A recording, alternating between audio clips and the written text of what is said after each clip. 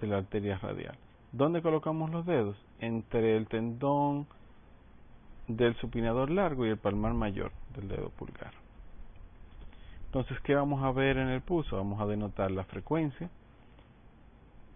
coge el número de pulsaciones, vamos a ver el ritmo, si es regular, debe coincidir con los latidos cardíacos, la dureza o la tensión y la amplitud del pulso.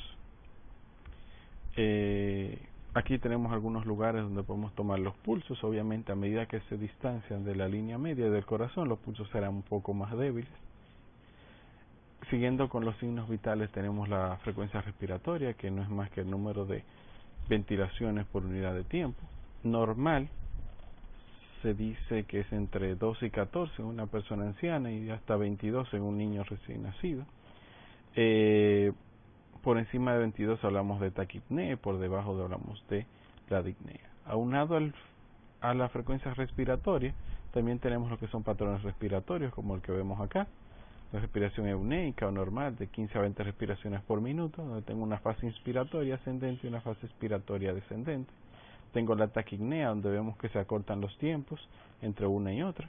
La bradipnea, en la cual se prolonga el tiempo de la expiración. La apnea, que es una pausa en la respiración. Tenemos una expiración y un periodo prolongado en el cual no se reproduce inspiración y expiración. La hipernea, cuando tengo una inspiración profunda y una expiración profunda. Las respiraciones o patrones anormales, como el de Shake-Stokes, cuando hay periodos rápidos inspiratorios con periodos de pausa. La respiración de Biot, muy parecida a la de Shake-Stokes, solo que el periodo de pausa es un poquito más pronunciado. Y la de Kussmaul, respiraciones rápidas y superficiales con expiraciones profundas. Son las respiraciones de pacientes con acidosis de tipo respiratoria o metabólica. La temperatura, también para que nos permite saber el estado metabólico del paciente. Tenemos varias opciones: el termómetro de mercurio clásico, el electrónico, también tenemos el infrarrojo, etcétera, etcétera. El normal o el estándar tiene un bulbo de mercurio. El mercurio como metal es bien lábil a cambios leves de temperatura y este tiende a aumentar o aumentar en una columna cuando hay cambios leves de temperatura. La temperatura normal oscila entre 36.5 hasta 37 grados centígrados. Por encima de 38.5 ya hablamos de febrículas, y por encima de 39 ya hablamos de fiebre. Algo que debemos notar es que tenemos dos términos que pueden generar mucha confusión: el término hipertermia, que es aumento de la temperatura; el término fiebre, que también es aumento de la temperatura; y la hipotermia, que es la disminución de la temperatura por debajo de 35 grados centígrados. ¿Cuál es la diferencia entre hipertermia e hipotermia?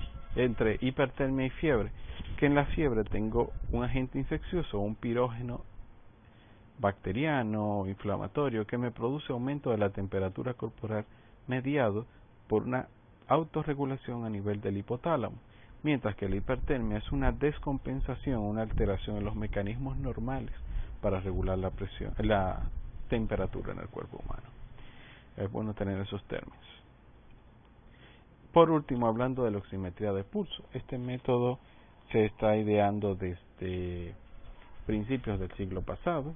En pilotos se había experimentado, pero es en la década de los 60-70 que se idea el concepto que tenemos ahora: un haz de luz que incide sobre la superficie del pulpejo del dedo, y este haz de luz que emite dos tipos de luz: luz ultravioleta y luz infrarroja, de acuerdo a la concentración de oxígeno o de dióxido de carbono que tenga el glóbulo rojo al pasar por pulpejo del dedo. Absorbe o refracta un tipo de luz en específico, y el algoritmo de la máquina, de forma rápida, nos informa en valores porcentuales la concentración de oxígeno que puede tener el paciente. Esta también tiene falsos positivos, como el hecho de que si el paciente ha sido transfundido recientemente, vamos a estar midiendo una concentración de oxicarboximoglobina diferente.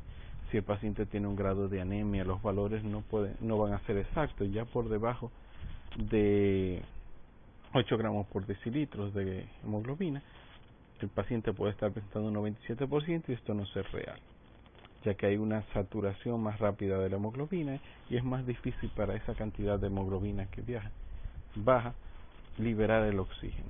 Por esta razón es bueno conocer este concepto, ya que es una forma práctica de medir la frecuencia cardíaca y la oxigenación de un paciente, y en este caso con un distrés respiratorio.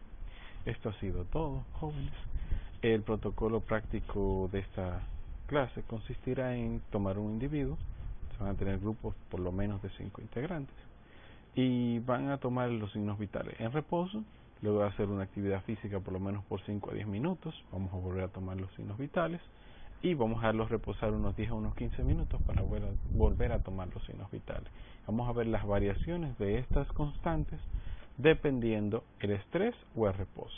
Vamos a denotar cuáles son las que más varían, por qué asumimos que un signo vital más que otro se ve alterado y qué otras cosas podemos ir valorando. Es cuanto. Tengan un buen día.